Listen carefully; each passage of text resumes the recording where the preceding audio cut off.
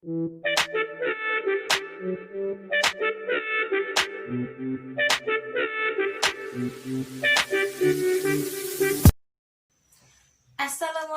warahmatullahi wabarakatuh. Halo adik-adik, apa kabarnya hari ini? Semoga kita semua selalu dalam keadaan yang sehat walafiat. Amin ya rabbal alamin. Bertemu lagi dengan kakak Kak Murni. Hari ini kakak ingin mengajak kalian belajar bersama mengenai sistem koordinat. Pada 2 video sebelumnya kita sudah belajar tentang pola bilangan. Pada video kali ini kita akan bahas materi yang berbeda, yaitu sistem koordinat.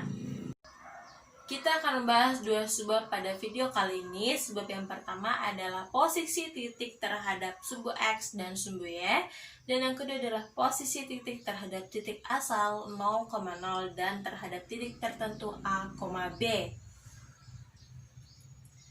Apa sih sistem koordinat? Nah, sistem koordinat adalah suatu sistem yang menggunakan satu atau lebih bilangan atau koordinat untuk menentukan suatu titik. Jadi, sistem koordinat adalah sistem yang kita gunakan untuk menentukan suatu titik tertentu. Dalam sistem koordinat, ada yang dinamakan bidang koordinat kartesius. Apa sih bidang koordinat kartesius dan seperti apa gambarnya? Kita lihat gambar di samping. Nah, gambar di samping merupakan gambar bidang koordinat kartesius, di mana pada gambar tersebut ada sumbu X dan sumbu Y.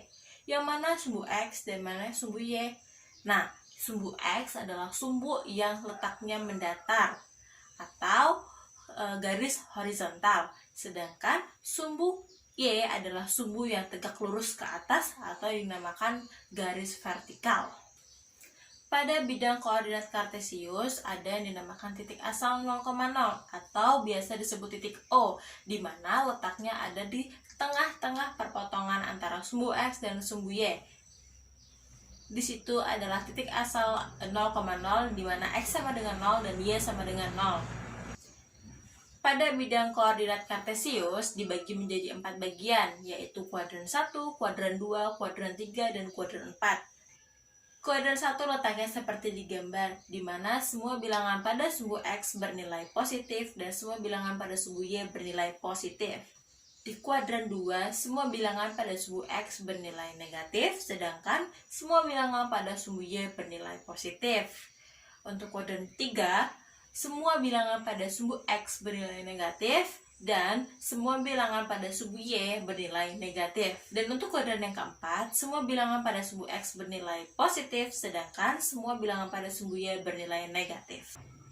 Biasanya, untuk menentukan suatu titik, kita akan menggunakan huruf besar atau huruf kapital. Misalkan kita ingin menentukan suatu titik tertentu, kita namakan dulu titik tertentu itu sebagai titik A atau titik B atau titik C dan seterusnya. Karena suatu titik biasa dilambangkan dengan huruf kapital. Seperti pada gambar, kita lihat di dalam bidang koordinat kartesius tersebut terdapat banyak sekali titik. Ada titik A sampai H. Kita lihat dulu titik yang A. Titik A berada di 2,6. Di mana 2 itu adalah bilangan yang ada pada sumbu X dan 6 adalah bilangan yang ada pada sumbu Y. Karena untuk menuliskan suatu titik pada bidang koordinat kartesius, kita tulis X, Y. Jadi suatu titik dituliskan dalam kurung X, Y.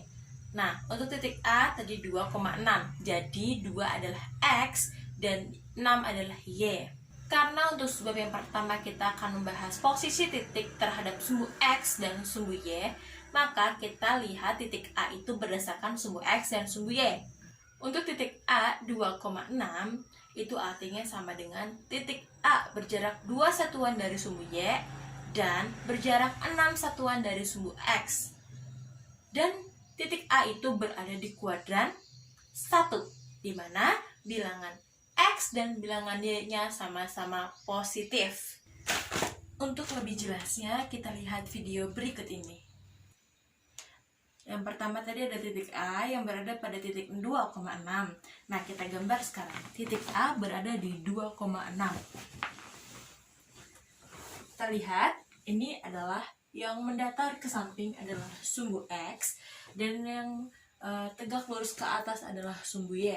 Sekarang kita gambar titik A ada di titik 2,6. Nah, jadi 2 adalah bilangan ada pada sumbu X dan 6 adalah bilangan yang ada pada sumbu Y. Kita bergerak ke sini 1 satuan dan ini 2 satuan. Jadi X pada titik A ada di 2. Dan 6 satuan di sumbu Y. Jadi 1, 2, 3, 4, 5, 6. Jadi 6 satuan di sumbu Y ada terletak di sini. Tapi 2 satuan di sumbu X atau 2 satuan dari sumbu Y. Jadi 1, 2. Ini kita tarik ke atas, bertemu di sini titik 2,6. 2 di sumbu X dan 6 di sumbu Y. Jadi titiknya 2,6 ada di sini. Titik A,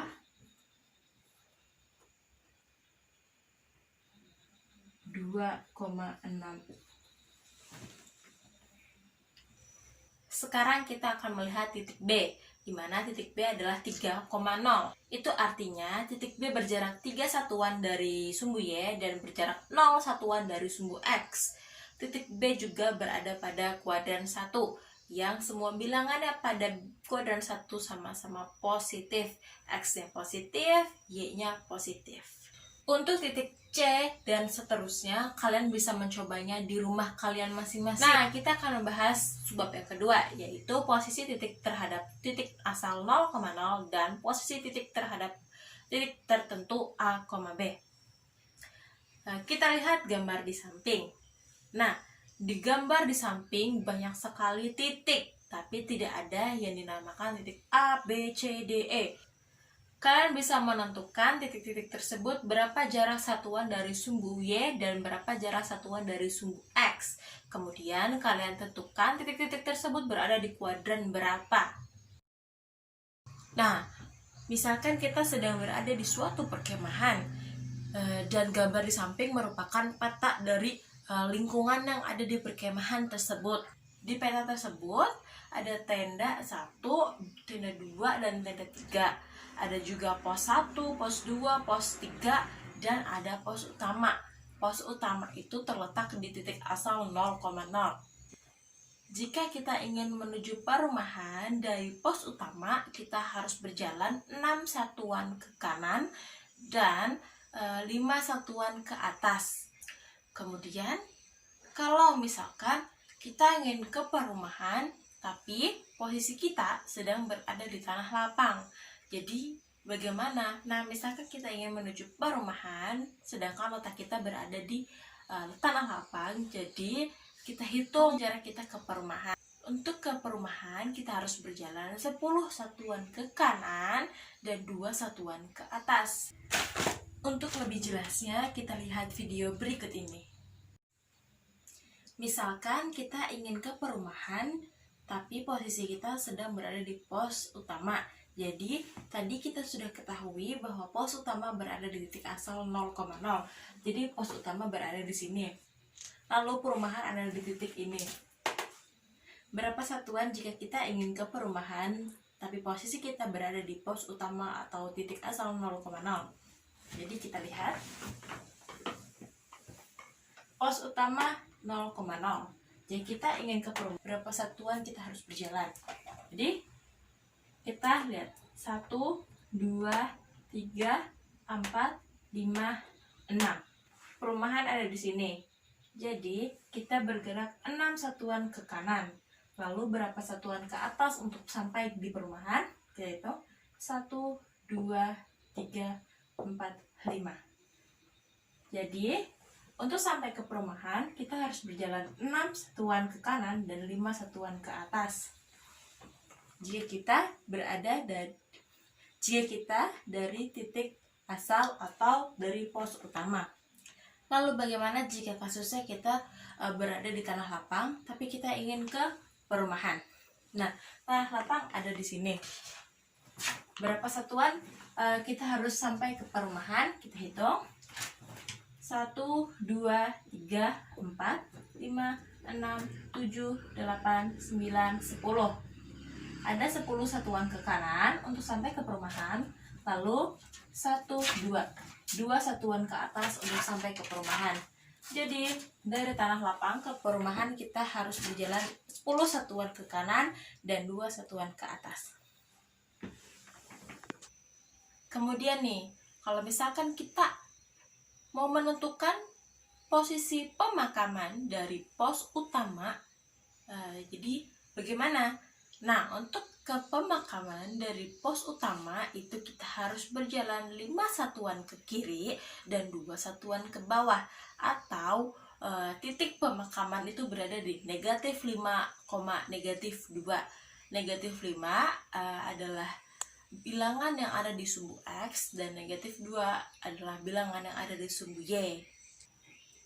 Untuk menentukan posisi pasar, teka-teki, tenda 1, pos 1 terhadap tanah lapang dan yang lainnya, kalian bisa lihat gambar di samping.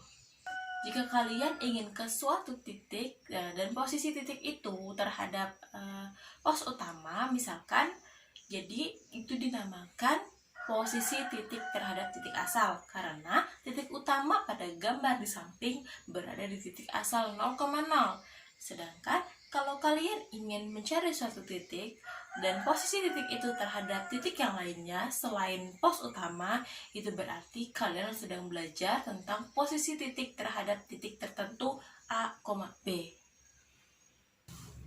Nah, sekarang kakak mau ngasih kalian tugas untuk kalian kerjakan di rumah kalian masing-masing. Tugasnya ada di samping. Nah, kakak bacakan dulu tugasnya ya. Jadi, misalkan nih, bidang kartesius di samping itu merupakan peta, sebuah peta taman. Jadi, misalkan titik asal pada peta tersebut adalah air mancur, tentukan dan gambarkan posisi tempat-tempat di bawah terhadap air mancur tersebut. Nah, jadi ini posisi titik terhadap titik asal ya. Jadi yang harus kalian tentukan ada 4, yaitu yang pertama ada bangku taman di titik 0,3, ada lapangan bermain di titik 4,1, ada pohon cemara di titik 1, negatif 3, dan ada taman bunga di titik negatif 2, negatif 4. Selamat mengerjakan. Demikianlah pembelajaran kita pada hari ini. Semoga apa yang kita pelajari pada hari ini bermanfaat bagi kehidupan kita, menjadi ilmu yang berkah. Jangan lupa belajar untuk materi minggu depan. Kita akan bertemu lagi di video selanjutnya. Kakak tutup. Wassalamualaikum warahmatullahi wabarakatuh.